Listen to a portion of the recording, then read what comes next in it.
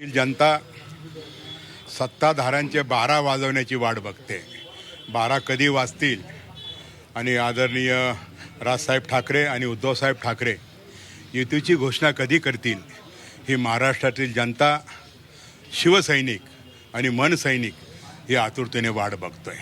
खरं जर आपण जर बघितलं सत्ताधाऱ्यांनी मग त्या निवडणुका संदर्भात असेल ज्या प्रकारे महाराष्ट्रामध्ये आता जर आपण बघितल्या नगर परिषद हे एकूणच युतीचं मानसिकता सगळीकडेच झाली आहे. मुंबईत सुद्धा ही दिसून येते.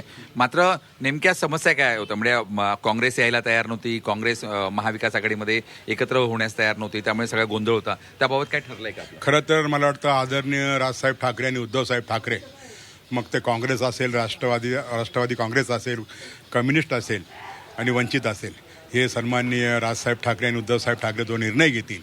पण महाराष्ट्राच्या जनतेला आणि वंदनीय बाळासाहेब ठाकरेंची इच्छा होती आज दोघं भाऊ एकत्र आलं पाहिजे आणि आज तो सोन्याचा दिवस या ठिकाणी उगवलेला महायुतीपुढं शिवयुतीचं हे कडवं आव्हान राहणार आहे. महाराष्ट्रात यापुढे कडवं आव्हान सत्ताधाऱ्यांसमोर राहणार आहे असंच कार्यकर्त्यांना वाटतंय. मात्र एकूणच मनाने हे एकत्र आल्यामुळे अधिक जोमाने काम करताना आता ठाकरे कुटुंब दिसेल यात शंका नाही.